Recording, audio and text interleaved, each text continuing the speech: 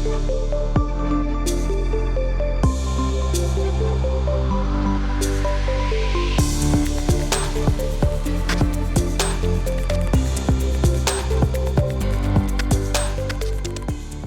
tous, bienvenue dans ce webinaire Réinventons l'accompagnement entrepreneurial, organisé par le Master Accompagnement de Montpellier Management et la chaire Jacques Coeur du LABEX Entreprendre.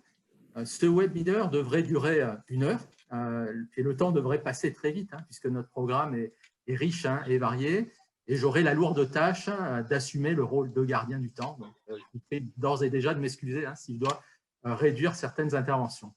Nous aurons donc le plaisir d'écouter les pitchs. Alors, je vais partager mon écran pour que vous ayez les éléments de support et notamment les présentations qui ont été réalisées par les étudiants dans le cadre de l'entrepreneuriat Support Challenge. Donc, ça devrait arriver d'un instant à l'autre.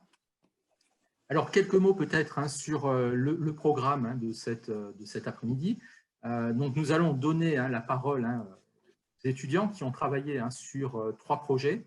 Et finalement, ces présentations vont nous permettre d'introduire 3 thématiques qui peuvent contribuer d'une certaine façon à réinventer l'accompagnement entrepreneurial. Nous aurons la possibilité, si nous avons une bonne gestion du temps, d'avoir un temps d'échange avec les spectateurs. Et donc, on va alterner en fait pitch, temps de discussion, et on terminera, il devrait nous rester 10 minutes à 15 minutes sur des questions-réponses au niveau des participants. Alors, le point de départ finalement de ce webinaire est parti d'un projet proposé aux étudiants du Master 2 accompagnement, une demande poétique, mais aussi pragmatique, dessinons une structure d'accompagnement. Plus sérieusement, ils ont été invités à construire un projet de structure innovante en s'appuyant sur la philosophie du Lean Startup. Nous aurons le plaisir de découvrir les 3 meilleurs projets. 2 autres projets très intéressants et tout aussi disruptifs sont présentés sur la page du webinaire, l'un sur les parents preneurs et l'autre sur les seniors preneurs. Je voudrais profiter de ce moment pour féliciter et remercier des étudiants du Master Accompagnement Entrepreneurial qui ont fait preuve d'un fort niveau d'engagement. Et je remercie en particulier aussi Chloé, Émilie, Coralie pour leur précieuse contribution à la communication de cet événement. Les 3 meilleurs projets vont donc nous permettre d'ouvrir une discussion avec 4 experts de l'accompagnement que je tiens à remercier chaleureusement. Pierre Alzingre qui a fondé Visionary après une expérience dans le domaine du marketing au sein d'un grand groupe et une expérience aussi dans l'accompagnement de projets innovants au sein de Via Innova qu'il a dirigé pendant plusieurs années. Il mène aujourd'hui des actions d'accompagnement au niveau national, voire international. Et l'une des actions peut-être la plus connue est peut-être la start-up et dans le prêt, qui correspond notamment à la thématique du premier projet. Marie-Hélène Gerbeau-Grimoin a fondé IDEE, qui est un cabinet dans les études, notamment en lien avec l'écosystème entrepreneurial français. Elle a créé notamment avec Yann Papastratis Procréa, le congrès des acteurs, qui réunit tous les 2 ans les acteurs de l'accompagnement entrepreneurial. Clara Père, je vous présente rapidement, vous avez évoqué les temps forts de votre parcours, une expérience en start-up, si je résume, un passage au ministère de l'économie et notamment dans la mission French Tech, et votre contribution à la fondation de La Boussole, qui est une association qui contribue à l'animation de l'écosystème de l'accompagnement entrepreneurial en France. Last but not least, Sylvie Samut, experte reconnue en accompagnement entrepreneurial. Elle a contribué notamment à créer Pépite LR et l'incubateur étudiant de l'université de Montpellier, qui a été inauguré il y a quelques semaines. Et nous co-dirigeons ensemble le Master Accompagnement Entrepreneurial que nous avons fêté, que nous avons créé il y a 10 ans. Et nous célébrons son anniversaire à travers cette promotion et cet événement. Et nous avons également lancé en 2012 la chaire Jacques Coeur pour l'accompagnement entrepreneurial. La transformation de l'accompagnement entrepreneurial peut s'apprécier peut-être à travers 3 dynamiques que nous aurons l'occasion de discuter. La première est peut-être la diffusion d'une culture entrepreneuriale avec une réelle volonté de promouvoir dans de nombreux pays, en France en particulier, on pourrait appeler une Startup Nation, qui se traduit concrètement par une explosion du nombre de créations d'entreprises. 300 000 au début des années 2000, près de 900 000 en 2019, donc ça démontre cette trajectoire, et avec finalement une diffusion qui touche toutes les strates de la population et de la société. Deuxième dynamique, c'est bien évidemment la transformation digitale. Cet exercice en est une illustration qui se traduit par une diffusion accélérée ces derniers mois encore plus des outils digitaux dans la société, dans le monde de l'entrepreneuriat et de l'accompagnement. Et enfin, une tendance de fond, là aussi, la diffusion de valeurs existentielles qui sont les marqueurs d'une société qu'on peut qualifier de postmoderne, dans laquelle l'activité entrepreneuriale doit se réaliser d'une certaine façon en accord avec les valeurs personnelles. Et cette évolution fait émerger de nouvelles formes d'entrepreneuriat, comme par exemple l'entrepreneuriat lifestyle. La combinaison de ces transformations a conduit donc les étudiants à construire des projets innovants de structures d'accompagnement et qui interrogent finalement la gestion des espaces, la prise en compte de l'hybridation des entrepreneurs et la digitalisation de l'accompagnement. Tels sont les thèmes que nous allons aborder tout au long de ce séminaire. Et donc, je propose de donner de suite la parole à la première équipe qui a contribué à construire ce projet NeoStart. Merci, Monsieur Massega. Ne vous êtes-vous jamais demandé pourquoi vous continuez de travailler en ville alors que la ruralité vous attire? Ne vous êtes-vous jamais dit que votre idée d'apiculture dans les Cévennes pouvait devenir votre projet entrepreneurial de demain? Eh bien, NeoStart est la solution et est présent pour vous aider à concrétiser cette idée. NeoStart, c'est quoi? C'est un acteur digitalisé de l'accompagnement entrepreneurial. Digitalisé, puisque nous proposons une plateforme digitale où nous y retrouvons des formations, ainsi qu'à des suivis physiques personnalisés dans des tiers-lieux de la région Occitanie. Notre cible est la suivante, les néo-entrepreneurs. Mais nous avons une cible plus particulière que cela, les néo-ruraux. Pourquoi elle est particulière? Puisqu'elle fait face à plusieurs types de ruptures. Géographique tout d'abord, puisqu'il va quitter la ville pour la campagne, ce qui représente également une rupture sociale, mais également une rupture professionnelle, étant donné qu'il va totalement changer de métier. Le néo-rural, en fait, il correspond au modèle de l'entrepreneur lifestyle, c'est-à-dire qu'il aspire à une meilleure qualité de vie en prenant en compte des éléments professionnels et des éléments personnels dans ce projet entrepreneurial. Et de ce fait, cela représente une cible particulière à accompagner. Et notre offre répond parfaitement à cette cible. En effet, sur cette plateforme digitale, nous aurons des formations modulables à la carte en échange d'un abonnement mensuel, parfaites pour la flexibilité et les besoins des néo-starters. De plus, sur cette même plateforme, nous aurons des formations intensives, étalées sur 3 mois, à un tarif fixe et parfaites pour apprendre le b.a.-ba de l'entrepreneuriat. Enfin, tous nos néo-starters auront accès à des ateliers trimestriels dispensés dans des permanences physiques qui seront situées dans des tiers-lieux de la région Occitanie. Et toute cette offre-là aura pour but de favoriser la médiation entre les néo-starters et l'écosystème local entrepreneurial. Notre stratégie pour ce projet est très simple. La première année va consister à s'implanter dans l'écosystème et s'y faire une place légitime. La deuxième année, ce sera du développement géographique, mais surtout du développement stratégique, puisque nous allons mettre à disposition notre plateforme digitale aux structures d'accompagnement régional, afin que la médiation que nous souhaitons mettre en avant soit accrue entre les néo-starters et l'écosystème entrepreneurial. Enfin, la troisième année va consister à affirmer notre place au sein de cet écosystème, avec notamment la mise en place d'événements semestriels, que ce soit du mentorat dating par exemple, afin de favoriser ce lien social et géographique entre les néo-starters, mais également sur le territoire, sur l'écosystème entrepreneurial local. Et enfin, ce projet est porté par 3 jeunes étudiants entrepreneurs. Chloé, tout d'abord, passionnée d'art et de vin et qui souhaite valoriser les territoires viticoles de la région Occitanie.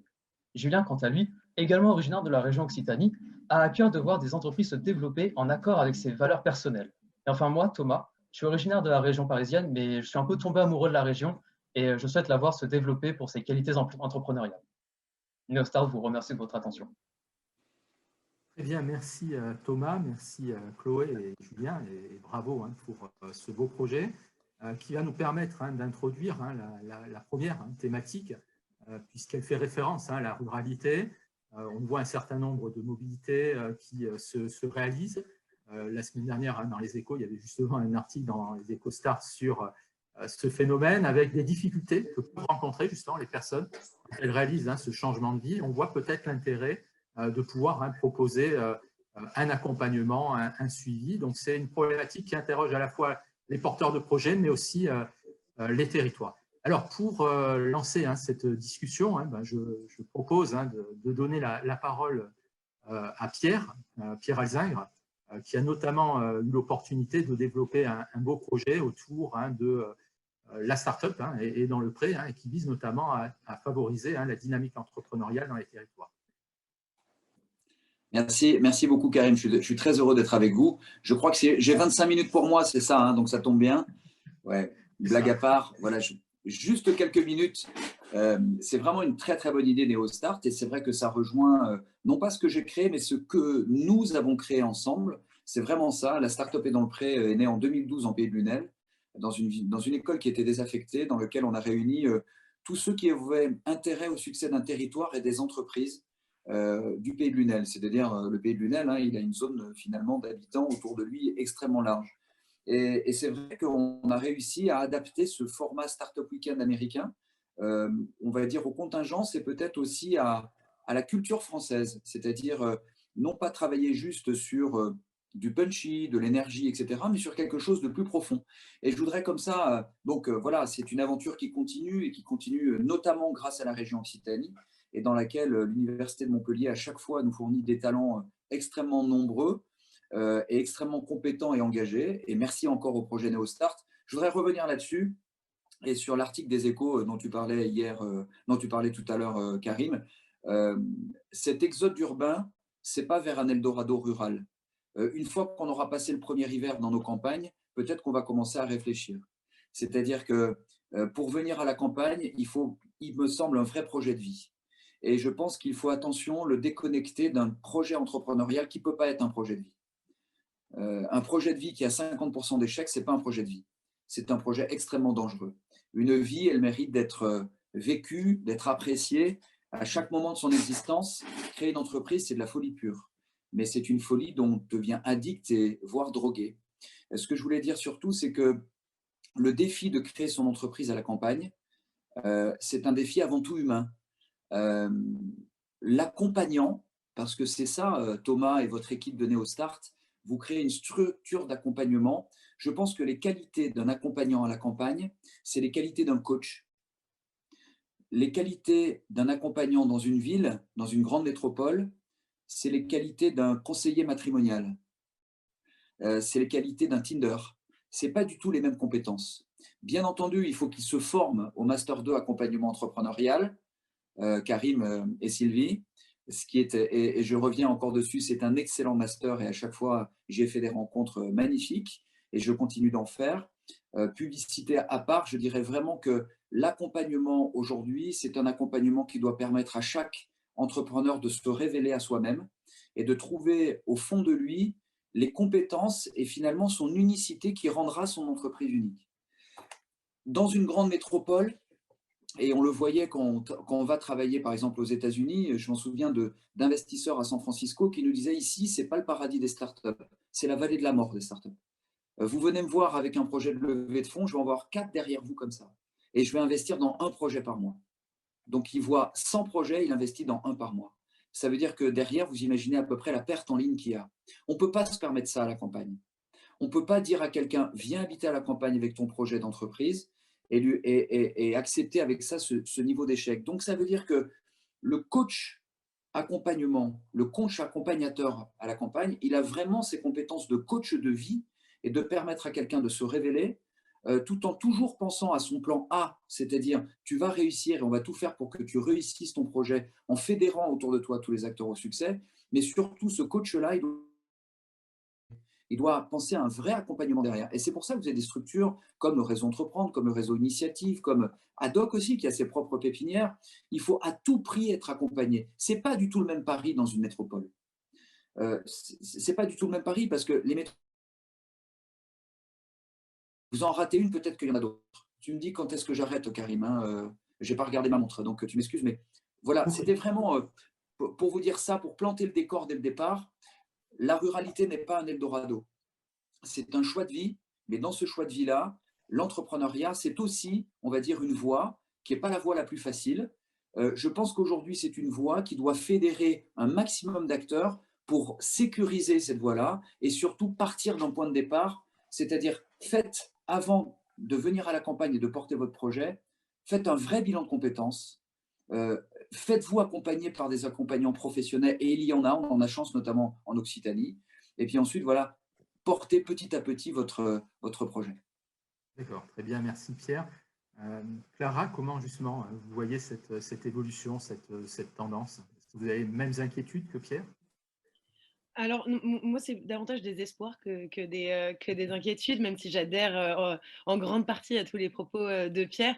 Non, je voudrais peut-être revenir un petit peu sur justement l'évolution de la relation qu'ont les accompagnateurs avec la notion d'espace, hein, la notion d'espace de travail, de localisation géographique.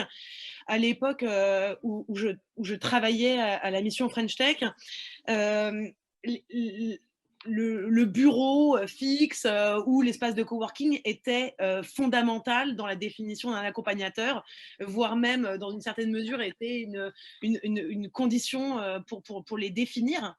Aujourd'hui, les accompagnateurs se sont vraiment affranchis de cette notion de j'ai besoin d'un bureau, d'une chaise, de rassembler mon équipe de 8h à 19h tous les jours pour aller se servir de la notion, de la notion d'accueil, d'espace comme d'une véritable opportunité et une manière de lier justement les ambitions privées, les envies privées des accompagnés, comme celle de voyager, de sortir, on va dire, des grandes métropoles qui sont de plus en plus difficiles, dans lesquelles il est de plus en plus difficile d'émerger.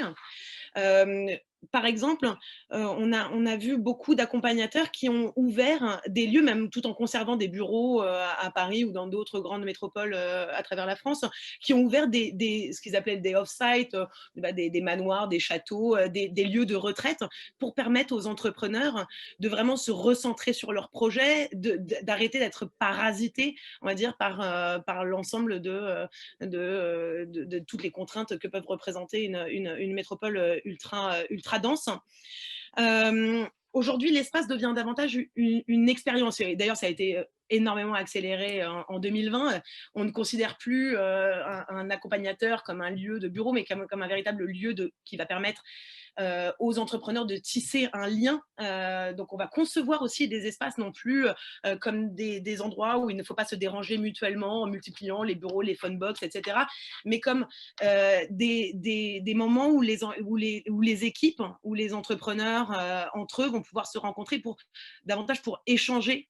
Et c'est là aussi qu'on voit de plus en plus disparaître cette frontière qui existe entre notre vie professionnelle et notre vie privée. On le voit par exemple avec des méga structures comme H7 à Lyon ou Station F à Paris qui vont multiplier les services qui vont permettre aux entrepreneurs de vivre, on va dire, pleinement et complètement leur aventure entrepreneuriale en mettant à disposition des logements, en mettant à disposition, alors ça peut sembler très terre à terre, mais des douches, en mettant à disposition des espaces verts, ce qui va permettre vraiment à l'ensemble de l'écosystème de s'épanouir autrement et de pas forcément être contraint à un quartier, à une localisation géographique. Les accompagnateurs vont pouvoir aller chercher des talents à l'étranger, vont pouvoir aller chercher des talents à 1000 km de leur localisation initiale. Je voulais aussi rajouter l'importance, non mais c'est à peu près tout. Super, le temps imparti est tenu. Merci Clara. Ça permet effectivement de montrer que le sujet espace touche à la fois des comportements, c'est ce qu'évoquait Pierre notamment, et aussi des dynamiques finalement de gestion des espaces avec éventuellement de nouveaux services à proposer. Quel est justement ton regard par rapport à cette thématique, Marie-Hélène? Alors, ton micro n'est pas branché, Marie-Hélène. Oui, les aléas du direct. Bonjour à tous. Je suis tout à fait d'accord avec ce qui vient d'être évoqué à la fois par Pierre et par Clara. Moi, j'avais envie de rajouter que l'importance des acteurs locaux sur ces territoires ruraux. Je crois qu'encore plus qu'ailleurs, où on a partout en France en matière d'accompagnement, on a besoin de travailler ensemble et de travailler en réseau. dans les territoires ruraux, c'est encore plus important. Donc, je pense que NeoStart doit intégrer dans son offre, une offre également vis-à-vis des acteurs locaux et du territoire. Ça me semble tout à fait important. Je pense qu'il faut aussi, dans les territoires ruraux, il y a une importance encore accrue de l'ESS, du sens de l'intérêt collectif, du service aux populations. Et je pense que ça, c'est une dimension qui doit être impérativement intégrée dans un projet de cette nature. C'est vrai partout, mais encore plus sur ce type de territoire où on a besoin d'ancrer les projets dans le territoire. Et quel meilleur moyen d'ancrer les projets dans les territoires que de faire en sorte qu'ils répondent aux besoins de ce territoire en ayant travaillé en amont avec les acteurs, avec les populations, etc. Ce qui me paraît également intéressant en fonction de ce qu'a dit Pierre sur le fait que effectivement il faut déconnecter le projet entrepreneurial du choix de vie.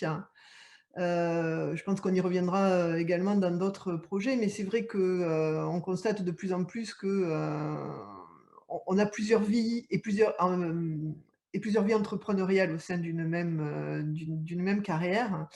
Et que pour moi, je ne suis pas sûre qu'il faille impérativement ancrer ces néo-ruraux dans les territoires, même si c'est une richesse formidable, mais on peut accepter.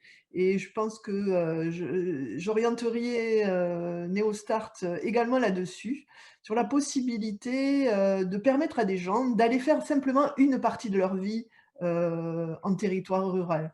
Et du coup, de prévoir des outils de test, mais qui permettent aussi de repartir, bien qu'ils vérifient que la vie entrepreneuriale en monde rural correspond bien à ce qu'ils attendaient, mais leur donner aussi la possibilité de repartir si effectivement ça ne correspond pas.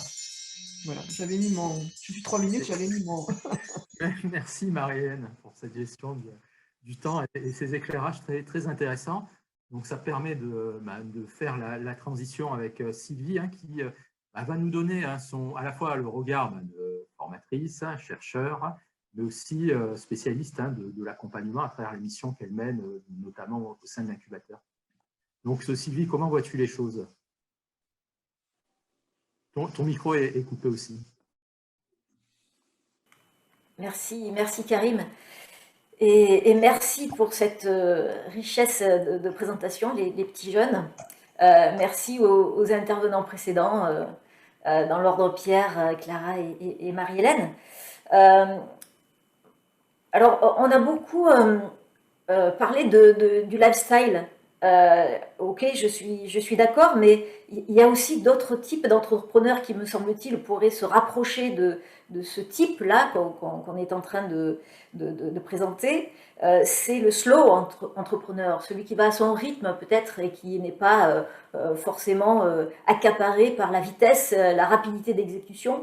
Donc la notion de lenteur, non pas au sens négatif du terme, mais l'idée de prendre son temps et pas être forcément toujours arc-bouté derrière une volonté de productivité à tout prix. Donc je pense que cette population d'entrepreneurs peut être également intéressante. Également l'entrepreneur engagé. Et là, je me souviens d'une discussion qu'on avait eue avec Pierre il y a quelques mois, au cours d'une manifestation à laquelle tu m'avais invité, l'entrepreneur engagé qui est aussi un entrepreneur passionné. Et moi, je pense que dans ce type d'entrepreneurs qui vont vers la ruralité, il y a aussi ce profil que l'on peut trouver. Et donc, du coup, l'accompagnement, il va falloir qu'il s'adapte à ce type de population hybride, mais en y raccrochant pas que de la technicité, me semble-t-il. Et c'est là où je rejoins ce qui a été dit tout à l'heure également. La dimension psychologique de l'accompagnement va me paraître très intéressant dans ce type de profil à accompagner, parce que c'est à la fois une technicité, mais pas que. il y a aussi un bien-être personnel, il y a aussi un projet de vie qui est derrière. Alors les étudiants, ils vont sourire, mais je vais aborder une notion qui m'est chère, c'est celle de l'adéquation individu-projet. Et je crois que cette notion d'adéquation entre le projet et l'individu est peut-être à son apogée dans ce type de profil. Et puis, peut-être dernière chose, on a beaucoup parlé du lieu de la ruralité, mais aujourd'hui, avec la crise Covid dans laquelle on est bien installé malheureusement, il me semble que le lieu est important, mais le côté digital est aussi essentiel. Et attention alors, tous les territoires ruraux ne sont pas complètement dénués de tout contact technologique, hein, bien loin de là, mais je pense que qui dit éloignement dit aussi la nécessité à un moment donné d'être en contact, et peut-être qu'il faudrait hybrider ce type de projet avec un autre projet à forte dimension digitale.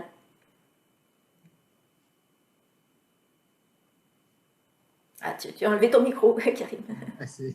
Très bien, merci Sylvie. Eh ben, tu fais une belle transition à travers cette question de l'hybridation qui est au cœur de beaucoup de discussions.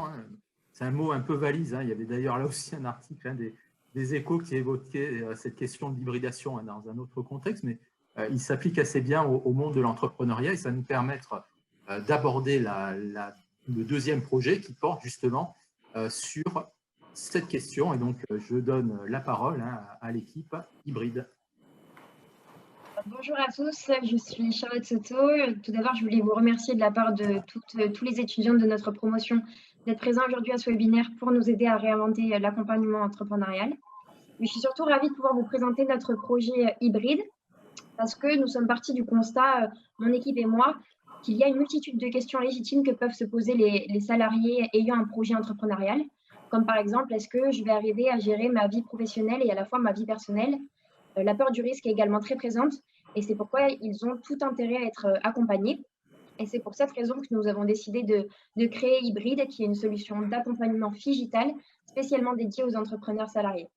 Donc, notre équipe est composée d'Émilie Perravernet, qui est spécialisée en analyse stratégique, puis de Maxime Rocheux, qui lui est spécialisé en fiscalité et en droit des sociétés, de moi-même, Charlotte, qui suis spécialisée en communication et en marketing digital, et enfin de Lucas Arini, qui lui est spécialisé en comptabilité et en finance.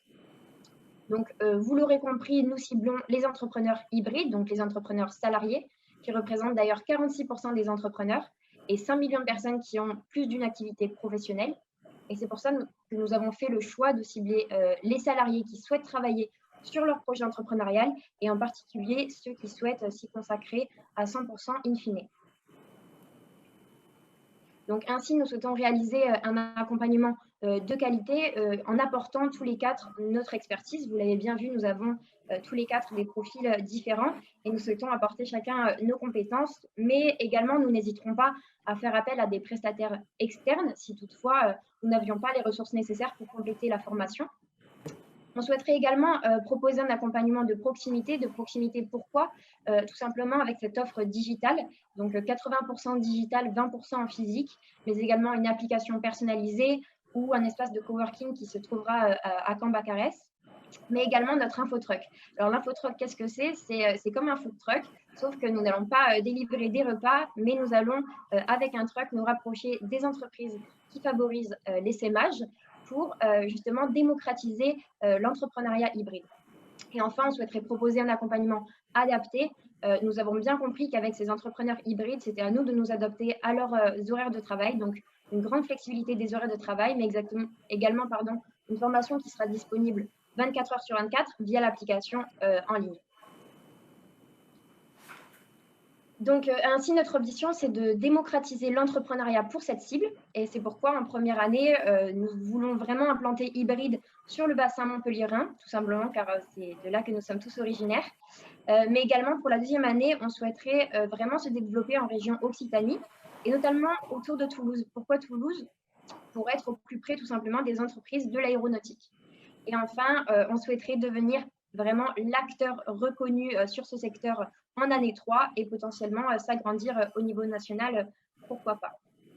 Donc, nous vous remercions pour votre écoute. Mon équipe et moi sommes à votre disposition si toutefois vous aviez des questions.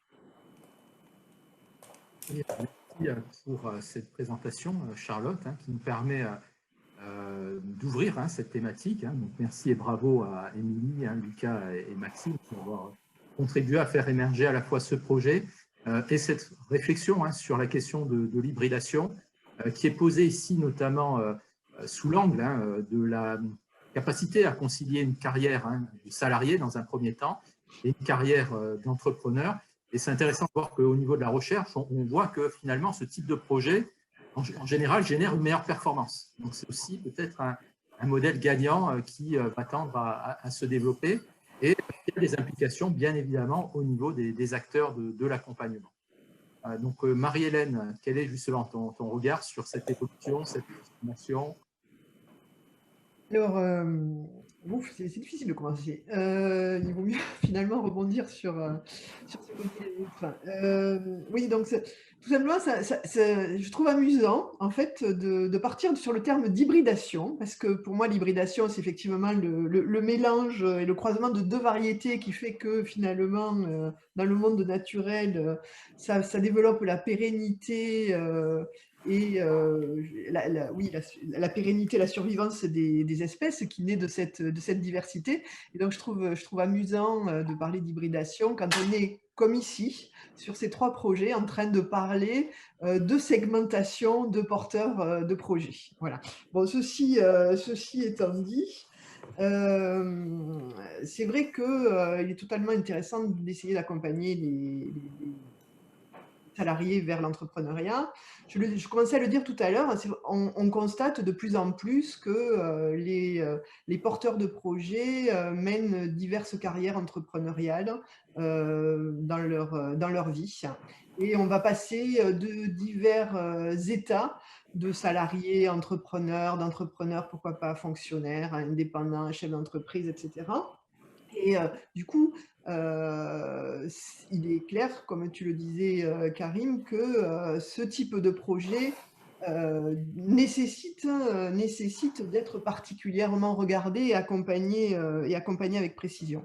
Là, en l'occurrence, je pense qu'il faut s'intéresser peut-être aux besoins spécifiques des salariés qui veulent créer une entreprise et de travailler au développement des compétences spécifiques qu'un salarié doit avoir quand il veut passer le cap et passer de l'autre côté de la barrière et devenir entrepreneur.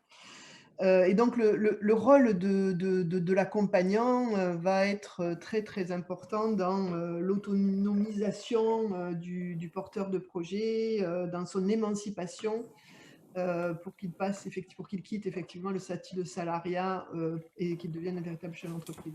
Je vois une autre difficulté, c'est que pour ce qu'on a pu constater, le fait de rester salarié tout en travaillant sur un projet limite les risques, bien évidemment, donc ce serait plutôt favorable.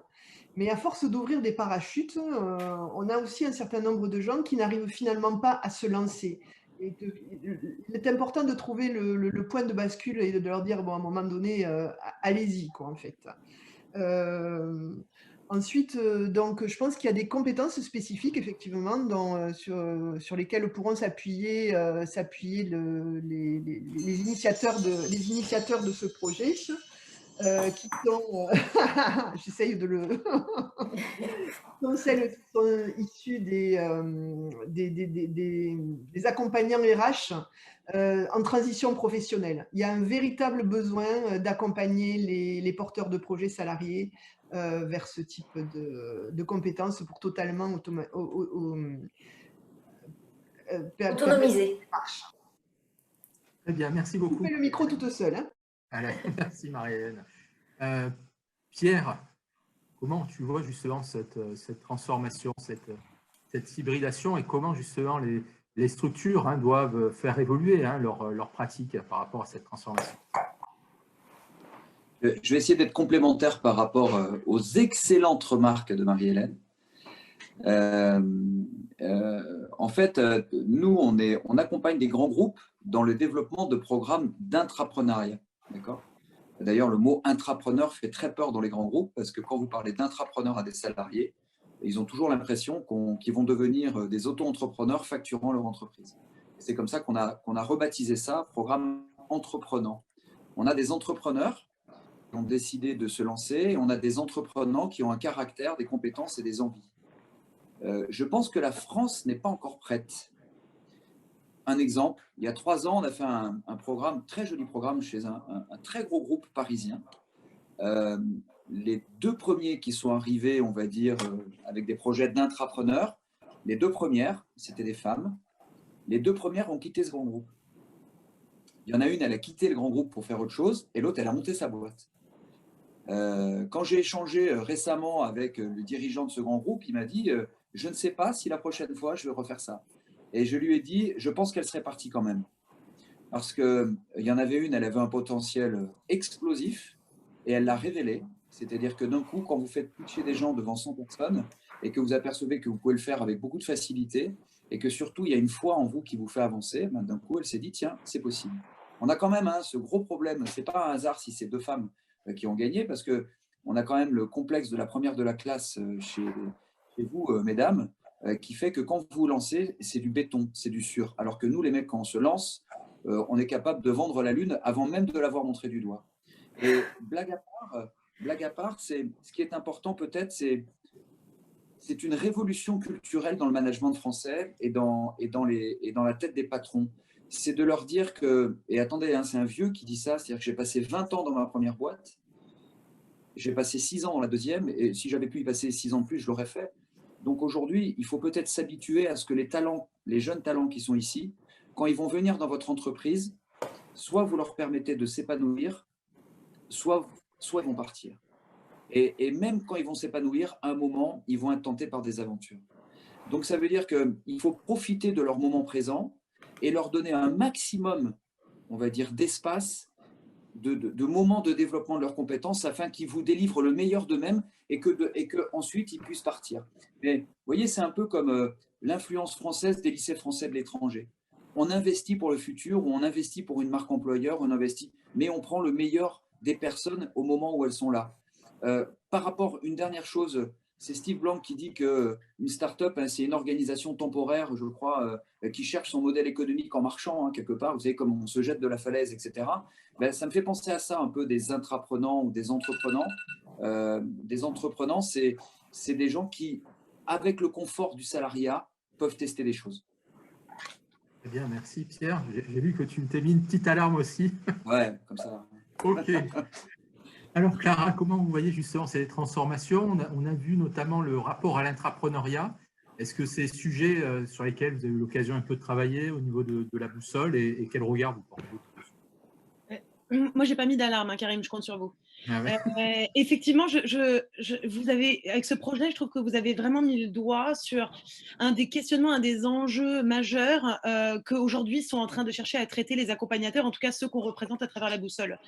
Et pas plus tard qu'il y a, je crois que c'était quelques semaines ou au maximum 1 mois, on a abordé ce sujet, mais plus sur le thème de la diversification des porteurs et des projets accompagnés, qui est une nécessité aujourd'hui pour nos structures d'accompagnement, pour plusieurs raisons. Bon, déjà dans une logique aussi de revenus, parce qu'on a parlé de la multiplication des entrepreneurs, mais c'est joint à cette multiplication, la multiplication des structures d'accompagnement. Donc il faut aller aussi pour rechercher de nouvelles sources, de nouvelles, alors cible n'est pas forcément le bon terme, ni clients, mais en tout cas de nouveaux projets à accompagner et à accompagner correctement. Donc de ce point de vue-là, du point de vue diversification, on a cherché à l'occasion de différents webinaires et ateliers à savoir comment nos structures pouvaient traiter des publics. Alors Pierre a parlé longuement d'intrapreneuriat, mais on peut aussi évoquer la cible que vous êtes d'ailleurs, estudiantine, qui est de plus en plus entrepreneuse et de plus en plus tôt en parallèle de leurs études, donc ils ne sont pas à plein temps. Donc évidemment les salariés, les artisans, etc., qui ont eux aussi énormément de valeur à apporter à notre écosystème, qui ont beaucoup de projets et sans pour autant être en capacité de tout lâcher du jour au lendemain. je ne sais plus ce que je voulais ajouter, mais de cette diversité naît l'innovation. Et ça, les acteurs de l'accompagnement en sont bien conscients. S'ils veulent rester dans la course, s'ils veulent rester bien à la pointe, on va dire, de l'accompagnement. Et bon, je suis en train de me perdre un peu dans mes propos. Alors, il y a la diversité pour l'innovation, il y a le revenu. Maintenant, comment on adresse ces structures ? Comment on adresse ces nouveaux porteurs? Et effectivement, Charlotte l'a mentionné dans la présentation du projet, la présence du digital et de l'asynchrone est fondamentale pour pouvoir justement allier l'ensemble des emplois du temps et des contraintes de chacun. Quelques limites malgré tout, notamment une mentionnée par Marie-Hélène, il me semble, un entrepreneur qui est à côté salarié, qui a son entreprise, pour laquelle il n'est pas forcément accompagné, qui est déjà bien en place, va devoir à un moment ou à un autre s'investir à 100% dans son projet, autrement il n'aura pas du tout vocation à développer. Donc effectivement la question se pose pour les structures d'accompagnement, mais plutôt au stade de l'idéation et de la création, donc pas du tout pour les accélérateurs, là où ils vont estimer qu'un investissement à 100%, voire même à 200% de la part des entrepreneurs sur son projet sera fondamental pour son développement futur. Mais voilà, le sujet est traité pour à la fois effectivement aller accompagner un autre public qui est hors de notre écosystème, qui ne maîtrise pas forcément les codes. On a plein d'anglicismes, on a plein de raccourcis qui font de temps en temps, et on s'en rend très peu compte, nous, en baignant dedans, qui font qu'un certain nombre de publics qui pourraient être très, très, très intéressants d'aborder, de traiter, se sentent vraiment exclus des dispositifs et des programmes et des actions qu'on pourrait nous leur fournir et leur apporter, à qui il faut trouver un moyen de communiquer correctement et autrement. Voilà. Très bien, merci Clara. Donc pour conclure sur cette thématique, donc là aussi Sylvie va partager avec nous son repas. Alors, merci pour ces interventions complémentaires tous les trois. Et je dois dire que nos étudiants sont quand même très créatifs, ils ont plein d'idées et je les félicite vraiment pour la nouveauté qu'ils nous apportent. Alors, moi, ce profil-là, il me fait penser aux travaux de Louis-Jacques Fillion, qui a fait une typologie de dirigeants entrepreneurs, mais si on le rapporte à des porteurs de projets, il avait identifié le type vacancier. Alors, Louis-Jacques Fillion, c'est un Québécois, et je salue les Québécois s'il y en a dans l'auditoire. Donc le terme vacancier n'est pas très représentatif du contenu de ce type qu'il avait identifié, mais l'idée qu'il y avait derrière, c'était que pendant la semaine, l'individu est salarié dans l'entreprise qu'il emploie, et pendant ses vacances, d'où le terme vacancier, donc pendant les week-ends ou le soir, il travaille à son projet entrepreneurial. C'est la raison pour laquelle on a ce type qui est sorti parmi d'autres. Il y en a 6, je crois, 6 projets, 6 types identifiés par Fillion. Ce qui m'amène finalement à parler d'une autre idée qu'on n'a pas développée depuis le début de ce webinaire, me semble-t-il. C'est celle de la compétence de l'accompagnant, parce qu'il me semble qu'on n'accompagne pas de la même façon un intrapreneur comme on va accompagner un créateur ou un repreneur d'entreprise. Et là, pour le coup, il me semble que en termes de compétences de l'accompagnant, il y aura beaucoup de choses à dire, parce que je pense que c'est pas facile d'accompagner un intrapreneur. Pour les raisons invoquées par Marie-Hélène notamment tout à l'heure, qui disait que à un moment donné il va falloir qu'il se lance, donc où est la frontière entre je reste salarié et finalement je décide de me lancer, c'est pas facile. Donc il y a à la fois un accompagnement encore une fois psychologique important, mais il y a aussi un accompagnement sur la nature du projet, intrapreneurial et pas forcément entrepreneurial. Et puis, il y a également la structure dans laquelle travaille l'entreprise, parce qu'il ne faut pas l'oublier, cette structure-là. Comment va être vu l'accompagnant dans la structure. Donc, sachant que en général, les entreprises qui veulent développer l'intrapreneuriat ont leurs propres incubateurs internes. Donc, il me semble que toute cette dimension compétence va devoir être abordée au plus haut point par ce type de structure. Eh bien, merci beaucoup, Sylvie, pour cette analyse qui permet effectivement de souligner aussi le fait que parmi les spectateurs, nous avons différents pays représentés. La Colombie, le Canada, la Belgique, la Suisse, le Maroc, Tunisie. Donc, on est ravis de vous accueillir dans le cadre de ce webinaire. Alors, la dernière thématique, et là pour le coup, là aussi tout aussi originale et disruptive, elle porte sur un public finalement qu'on n'a peut-être pas l'habitude d'étudier dans le champ de l'entrepreneuriat, c'est le monde de l'influence. Et je félicite aussi les étudiants qui avaient été amenés à devoir aussi rencontrer des acteurs et en particulier les inviter, les faire venir. Donc sur ces projets, il y a eu notamment deux influenceurs qui ont participé. L'une qui tient donc le blog Je ne suis pas jolie et Alice qui est intervenue notamment sur ce projet. Et donc je donne tout de suite la parole à Mata. C'est ça. Donc, bonjour tout le monde. Je vous remercie déjà de nous écouter et d'assister à ce webinaire.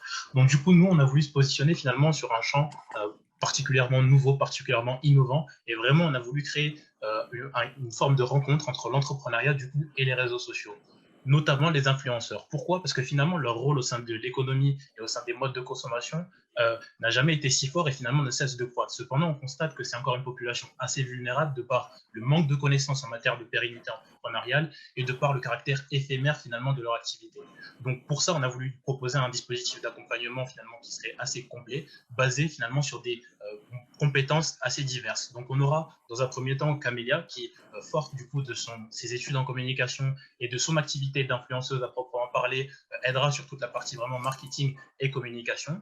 On aura ensuite Antonin qui lui du coup est fort d'une expérience et d'une formation en droit, économie et finance et qui pourra aider du coup nos clients sur le côté vraiment purement opérationnel. Et enfin moi-même, Matarsek, qui du coup, de par ma formation au sein de mon management et mes diverses expériences professionnelles, serait en charge du coup de la mise en relation entre les interlocuteurs et les bons acteurs.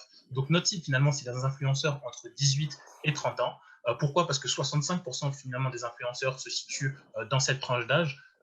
On a cependant fixé du coup des petits critères, notamment au niveau du volume d'abonnés, en les plaçant entre 10 000 et 100 000 abonnés. Mais le caractère vraiment prépondérant au sein de notre cible, ce sera vraiment cette volonté d'entreprendre. On ne veut pas être une agence de communication, on veut vraiment accompagner des gens qui manifestent une envie d'entreprendre à une création d'entreprise. Donc c'est vraiment un caractère qui nous est essentiel.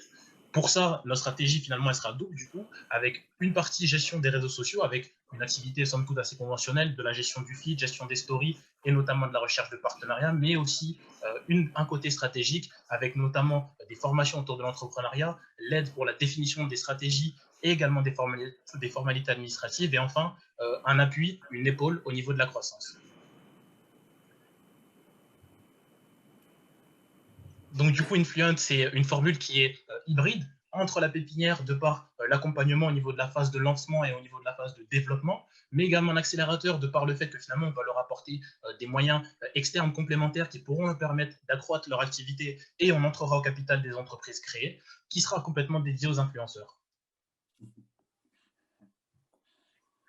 Donc, comme le disait M. Messegem, on a eu cette chance du coup d'être adoubé par deux influenceuses du coup de renom. Elles ne constitueront pas du coup notre cible, mais on a eu l'occasion de tester déjà ce projet auprès d'influenceurs qui correspondent à notre cible. On est confiant par rapport aux perspectives d'avenir de cette entreprise et on espère du coup que ce projet pourra se développer. Et je vous remercie de nous avoir écoutés au nom de toute l'équipe d'Influent. Eh bien, merci Matar, Camélia et Antonin pour là aussi un très beau projet qui nous permet de rentrer dans la digitalisation et aussi peut-être sous deux angles complémentaires qui sont à la fois la diffusion des nouveaux outils qui amènent à de nouvelles pratiques entrepreneuriales et aussi des projets comme ceux que vous venez d'évoquer avec de nouvelles pratiques, là aussi qui finalement sont parfois des formes d'hybridation et qui amènent bien évidemment les structures à devoir développer de nouveaux outils et comme Sylvie Samut l'a souligné, peut-être aussi de nouvelles compétences. Alors, pour démarrer cet échange et cette discussion, je vais tout de suite donner la parole à Clara sur justement le regard que vous portez sur cette évolution, cette tendance qui amène de nouvelles générations aussi à être accompagnées. Merci Karim. Alors effectivement, avant de parler de digitalisation, pour en partie un peu à marche forcée ces derniers mois de la part de nos incubateurs, la présentation de Matar me donne envie aussi d'évoquer la notion de spécialisation des structures d'accompagnement qui est enfin, pour moi, vous allez vraiment dans le bon sens, on va dire, de l'histoire, puisqu'aujourd'hui, vraiment, le constat qu'on fait au sein de la communauté, c'est que les accompagnateurs, même à tous les stades de développement, donc de l'idéation à l'internationalisation, aujourd'hui tendent à être de plus en plus spécialisés sur des verticales métiers, sur des verticales technologiques, en réponse à des attentes de plus en plus pointues de la part des entrepreneurs qui sont eux aussi de plus en plus aguerris.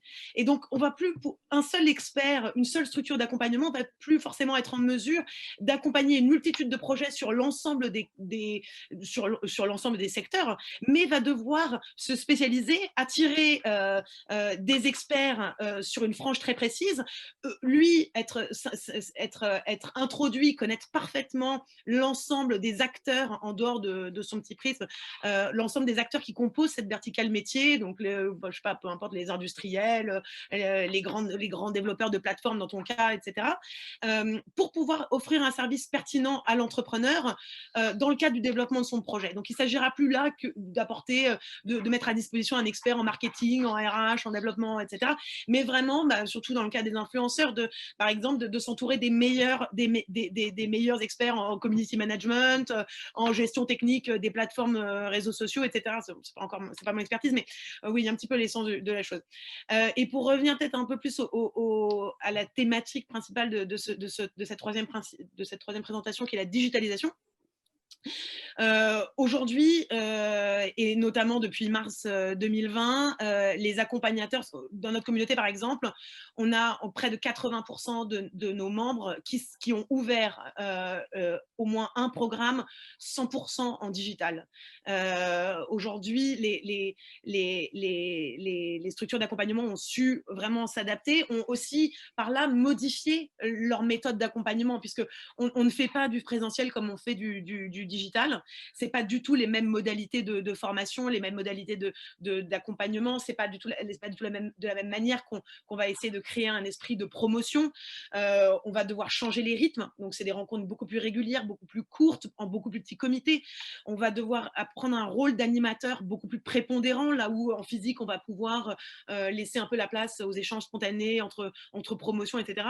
On va devoir aussi, et on va pouvoir aussi augmenter la qualité du contenu en faisant venir des intervenants de plus haut vol qui seront davantage beaucoup plus disponibles en leur demandant de consacrer une heure derrière leur bureau fin fond de la Creuse que de devoir se déplacer, prendre un avion, etc.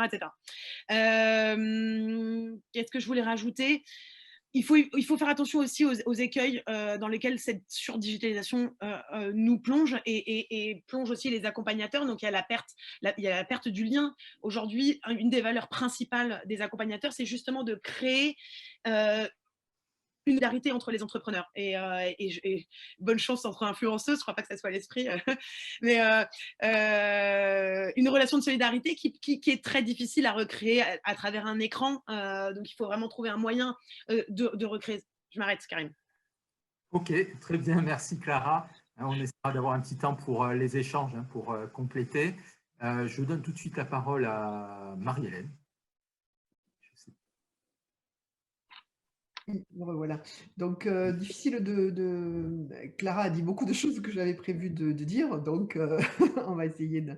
Alors, juste, je vais réagir par rapport à ce besoin de spécialisation, donc effectivement des accompagnants, qui semble effectivement de plus en plus nécessaire compte tenu de la complexité des différents sujets à aborder. Donc avoir des experts d'une thématique qui se consacrent à des projets de cette thématique, ça me paraît tout à fait pertinent. Mais en contrepartie, par rapport à ce qu'on disait tout à l'heure sur l'hybridation, c'est bien que les intervenants soient spécialisés, où ils apportent véritablement des expertises au projet visé, mais il faudrait qu'on arrive à mixer les porteurs de projets avec d'autres porteurs de projets qui sont dans d'autres environnements, parce que c'est sans doute de cette confrontation de différents mondes que peuvent naître des innovations intéressantes, justement en regardant comment ça se passe ailleurs. Donc, c'est toujours une grande interrogation là, pour les gens qui conçoivent effectivement des programmes d'accompagnement, d'arbitrer entre ces deux contraintes. La technicité d'un côté, mais aussi après la nécessité de mettre des porteurs de projets d'un environnement en contact avec d'autres environnements. C'est de l'hybridation que naît la richesse. Donc, pour revenir également au digital, c'est vrai qu'on y est allé à marche forcée tous, que ça apporte beaucoup de choses très, très positives pour les structures d'accompagnement aujourd'hui, sur l'automatisation d'un certain nombre de choses, l'accès facile à de nombreuses données. Mais comme le disait Clara tout à fait, il y a le risque de perte de lien avec les autres participants à des programmes tels qu'on a l'habitude, quand on les fait en présentiel, de le générer. Et perte du lien entre l'accompagnant et l'accompagné. Je crois que l'humain au cœur du dispositif d'accompagnement n'a jamais été aussi vrai et encore dans ces circonstances. Donc, est-ce que c'est un beau mot de confusion, Marie-Hélène? Et alors, tout numérique, c'est pas possible.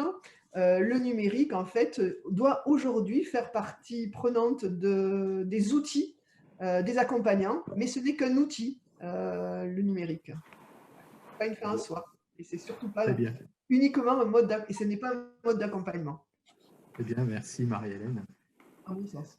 Sur cette thématique, en 2 minutes, c'est possible? Pierre? Oui, bien sûr, bien sûr. Je mets mon chrono. Hein. Je vous ai mis un super fond d'écran derrière moi. C'est ce qu'on vient de lancer ce matin avec l'initiative Terre de Vaucluse. C'est la première pro digitale de la Startup et dans le prêt. Il fallait réagir. Hein. On avait un événement qui était prévu 26 et 27 novembre. Et on a créé pas mal de fois auparavant, qui va nous permettre finalement de faire intervenir plusieurs outils avec, on l'espère, une finale physique. Donc, comme dit le projet NeoStart, un projet digital. Voilà, tout ça pour dire que tous les outils sont bons quand ils ont été testés, quand ils ont été validés, pour accompagner des entrepreneurs et surtout avec une chose. Je pense que mon métier de consultant généraliste, je me mets peut-être, je suis plus de l'avis de Marie-Hélène que de Clara, mais c'est complémentaire tout ça. C'est que je pense que les accompagnants, nous sommes des connecteurs, des facilitateurs. Donc, notre base doit être profondément humaine. On doit vraiment aider quelqu'un à se révéler. Hein, j'en reviens à la première intervention. Et donc, finalement, ce métier de connecteur, on doit utiliser ensuite tous les outils pour permettre d'avoir une base d'accompagnement et permettre que les porteurs de projets puissent se rencontrer et travailler entre eux avec des spécialistes, mais également ce qu'on appelle le pair-to-pair. Ludovic Charbonnel a même monté une start-up là-dessus, ChallengeMe, qui fait vraiment de très bons outils qu'on utilise. Ce pair-to-pair permet de régler 90% des projets d'un entrepreneur. C'est-à-dire que quand ils sont ensemble, ils se posent des questions, ils témoignent, ils partagent, et finalement, on n'intervient que pour notre valeur ajoutée, c'est-à-dire les 10%. Votre métier d'accompagnant demain, c'est véritablement de faciliter ces rencontres, d'accord, et de faire que ce pair-to-pair puisse permettre d'apporter des solutions par eux-mêmes, par des accompagnants territoriaux, par des coachs, par des entrepreneurs, en révélant tous les acteurs qui ont intérêt au succès. Je reviens à cette formidable idée que vous avez. Attention, pour moi, elle est très dangereuse. Faire une école de l'entrepreneuriat des influenceurs, ce métier d'influenceur, je trouve ça extraordinaire parce que finalement, vous faites d'un métier la base même d'un entrepreneur. La base même d'un entrepreneur, c'est de la curiosité, c'est sa capacité à relever des signaux faibles et des tendances fortes et à surfer, à utiliser ces tendances et ces signaux pour adapter en permanence son offre, pourquoi pas même la mission de son entreprise par rapport à ce que le futur va devenir. C'est quoi votre métier à vous d'école influent, Matar? C'est quoi? C'est quoi un influenceur? Il est là juste pour influencer? Il est là juste pour suivre? Il est là pour finalement donner à manger à quelqu'un qui attend ce repas? Ou est-ce qu'il est là pour aider un influenceur à construire une offre? Et cette offre-là d'influenceurs va permettre à d'autres entrepreneurs de construire et de mieux connaître leur marché, de mieux connaître leurs consommateurs. Je pense que l'influenceur a un rôle très important auprès de l'entrepreneur et c'est pour ça qu'en faire une école, c'est très intéressant. Eh bien, 3 minutes. Parfait pour la gestion du temps. Sylvie? Oui, merci Karim.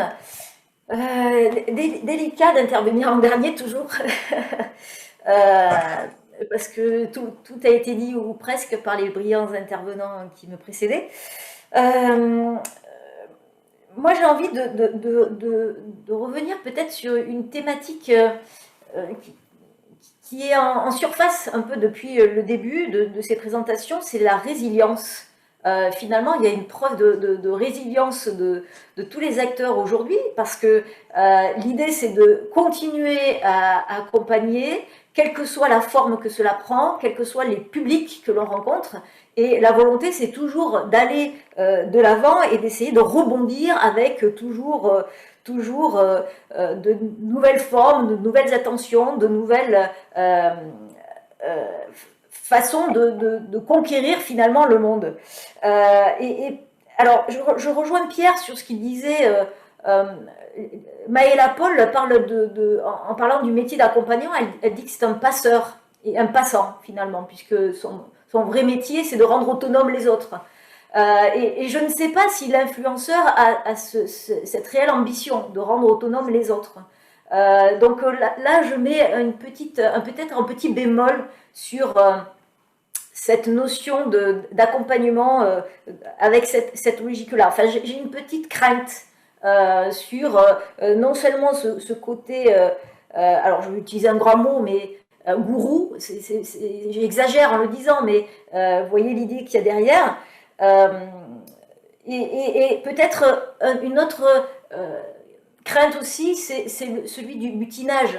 C'est-à-dire qu'à vouloir tout embrasser, on fait les choses peut-être à moitié. Donc ça rejoint l'idée de compétence dont je parlais tout à l'heure.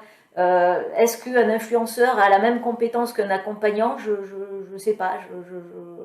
Je mets un gros point d'interrogation derrière. Voilà. En tout cas, tous accompagnants, tous entreprenants, c'est peut-être l'idée que défendait Pierre tout à l'heure avec tous entreprenants. Est-ce qu'on n'est pas tous accompagnants quelque part une fois dans notre vie aussi? Je peux rebondir une seconde, Karim? Je vais vous faire un scoop mondial, parce que c'est un scoop mondial. Avec l'Université de Montpellier et avec les Nations Unies et le Centre international de l'eau de l'UNESCO, nous allons lancer le premier programme d'accompagnement par les réseaux sociaux au mois de décembre et janvier de cette année. Très bien. On va utiliser des réseaux sociaux pour challenger, accompagner et augmenter les chances de succès de porteurs de projets. Voilà tout ce que je peux vous dire aujourd'hui. On vous en reparle, mais bon, voilà, c'est avec l'université et je peux vous en parler aujourd'hui. Je vous ai dit quelque chose et je vous ai rien dit en même temps, mais c'est réellement ce qui se passe parce que tout ça, vous voyez, c'est grâce au Covid et grâce aux contraintes, parce que des contraintes naissent les innovations. Marie-Hélène, vous souhaitez réagir? Oui, donc rapidement aussi, parce que je peux pas laisser passer ça. Attention quand même à ne pas aller trop loin dans le tous accompagnant. Sinon, à quoi servent des formations comme celles que vous managez brillamment, qui sont celles d'accompagnants en entrepreneuriat? C'est quand même un vrai métier avec de vraies compétences, comme le dit Sylvie. Et je suis convaincue que les entrepreneurs, les mentors apportent, les réseaux apportent tout un tas de choses très importantes aux porteurs de projets. C'est ce qui les met en réel contact avec le monde. Mais le rôle des accompagnants de la création, quel est-il? C'est peut-être un autre webinaire. Compétences et accompagnement, ça sera la saison 2 de... Vous aviez la possibilité pour les spectateurs d'introduire des questions sur la partie questions-réponses. Il y a une question qui est remontée de la part d'André Nana, qui mène une recherche doctorale à Toulouse, et notamment qui s'interrogeait en lien avec le projet hybride, justement sur l'émergence de structures qui sont portées aussi par des grandes entreprises. On pense au corporate incubator ou accélérateur. Et donc, finalement, est-ce qu'il y a, si je résume un peu la question, un espace pour des structures qui seraient dédiées aux entrepreneurs hybrides? Je ne sais pas, peut-être que est-ce que l'un des représentants du groupe hybride veut répondre? Comment vous vous percevez par rapport justement à la concurrence quelque part des grands groupes qui ont finalement des offres d'accompagnement qui se développent? Notamment, vous citiez Airbus qui a son modèle d'accompagnement. Si je peux vous aider, Maxime, avec grand plaisir. Moi, j'ai beaucoup de doutes, Karim, là-dessus. Tu m'excuses? Oui. Beaucoup de doutes et en même temps plein d'espoir. Beaucoup de doutes parce que je me pose toujours la question de, pas la crédibilité, mais peut-être la puissance ou la légitimité d'un grand groupe à accompagner ses entrepreneurs s'il ne s'adosse pas à des compétences ou à des expertises, c'est-à-dire à des accompagnants de son territoire ou de sa filière, mais pas que de sa filière. Voilà, c'est juste ça. C'est un problème technique. Allez-y. Oui, je rebondis par rapport à cette question. C'est vrai que c'est une question qu'on a nous-mêmes soulevée quand on travaillait sur ce projet. C'est vrai qu'on avait pour but et qu'on a pour but, grâce à ce que Charlotte vous a présenté, le food truck, de s'implanter près d'entreprises. Donc, c'est vrai que ça serait plus dans un deuxième temps où on viserait des plus grands groupes. Dans un premier temps, ça serait plus des entreprises qui n'ont pas forcément les moyens d'avoir des incubateurs en interne. Et pour répondre un peu à cette question sur la concurrence peut-être des grands groupes qui ont leur propre incubateur et qui peuvent favoriser un peu l'intrapreneuriat, on s'est rendu compte par beaucoup de témoignages que développer des incubateurs dans des grands groupes, beaucoup le faisaient aussi pour l'image. Et donc, aider certains porteurs de projets à développer, mais on se rendait vite compte que parmi les grands groupes, il y a énormément de porteurs de projets qui n'avaient pas forcément la place pour tout le monde. Et on se dit qu'avec nous, notre structure, on peut répondre aux besoins d'autres porteurs de projets qui travaillent dans des grands groupes sur les années suivantes. Okay. Alors, dans les questions qui sont posées, ces projets vont-ils être lancés réellement? On peut l'espérer. Certains ont un réel potentiel.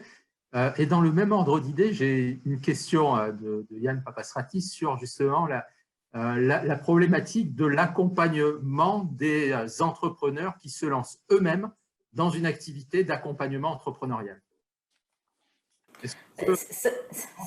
C'est une vraie question parce que on a beaucoup réfléchi, et Karim on en sait quelque chose sur la compétence de l'accompagnant et l'idée de la certification.